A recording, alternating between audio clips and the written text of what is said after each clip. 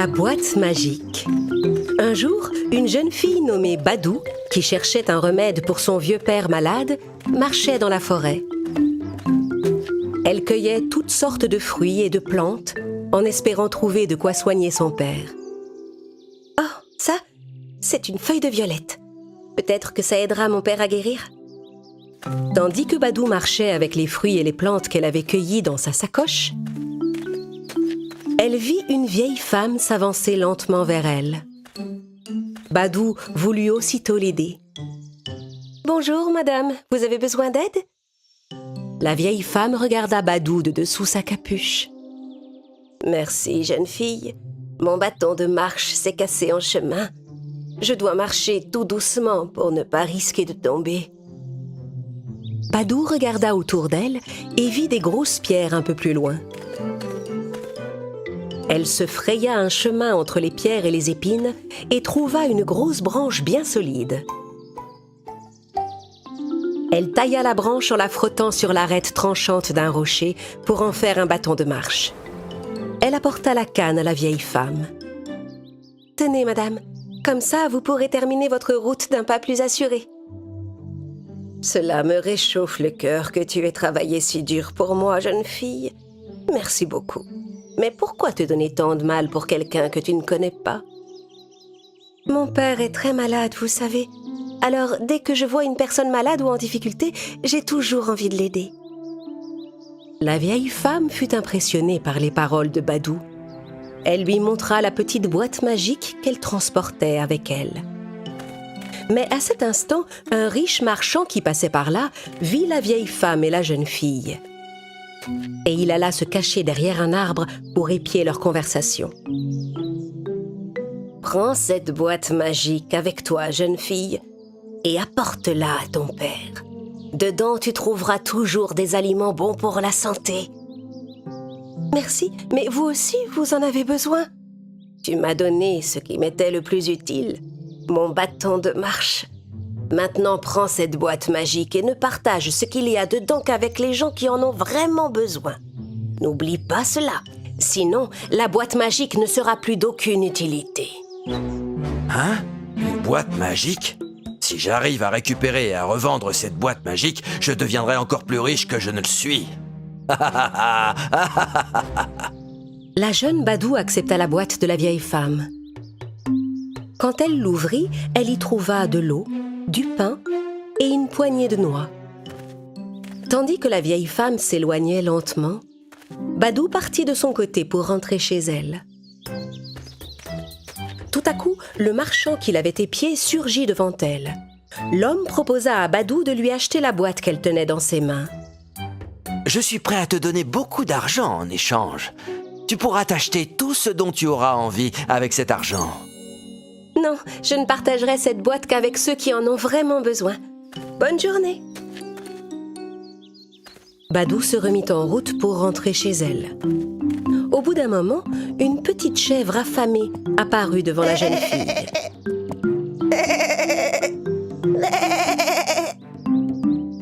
La chèvre était si maigre que Badou lui donna le pain qui était dans la boîte. « Mange ça, petite chèvre. Cette boîte est vraiment magique. Ce qu'elle contient ne s'épuise jamais. Mange autant que tu en as besoin. » La chèvre mangea le pain avec grand appétit. Et la jeune fille se remit en chemin. Cette fois, elle trouva sur sa route un cacaotier tout desséché. « Oh, tu n'as pas bu depuis trop longtemps, cacaotier. Toi qui d'habitude fais du si bon cacao et qui permet aux gens de faire du délicieux chocolat. » Les branches de l'arbre étaient si sèches que Badou décida d'arroser les racines de l'arbre avec l'eau qui se trouvait dans la boîte.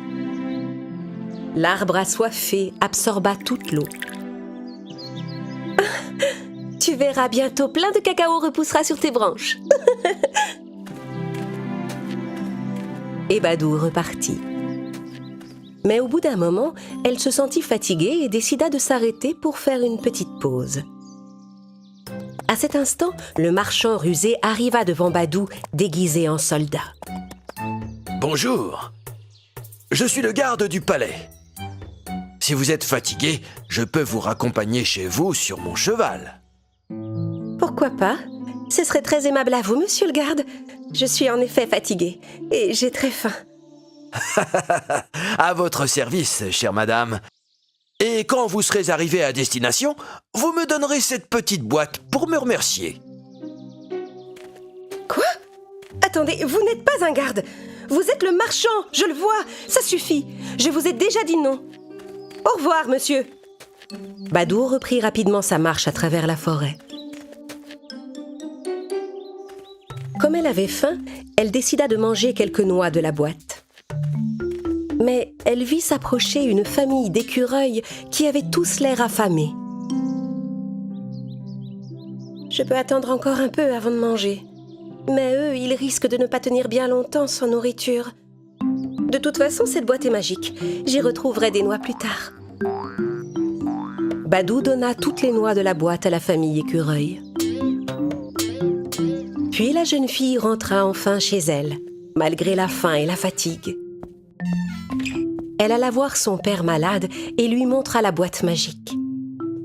« Tu sais, papa, j'ai rencontré une gentille vieille dame sur le chemin et elle m'a donné cette boîte qui est magique. Elle est pleine de bonnes choses qui t'aideront à guérir. » Badou ouvrit la boîte magique, mais à sa grande surprise, la boîte était vide. « Mais comment ça se fait ? Cette boîte est censée être magique et maintenant elle est vide. Oh ! Pourtant, je n'ai partagé son contenu qu'avec ceux qui en avaient besoin. » Badou était désespéré de ne pas pouvoir aider son père. À cet instant, quelqu'un frappa à la porte. En allant ouvrir, Badou vit la vieille femme, la chèvre et les écureuils. « Hein ? Qu'est-ce que vous faites ici ? » « Généreuse jeune fille, comme je te l'ai demandé, tu n'as partagé la boîte magique qu'avec ceux qui en avaient besoin. Maintenant, tu peux profiter du lait de cette chèvre, des fruits du cacaotier et des noisettes que les écureuils t'ont apportées. »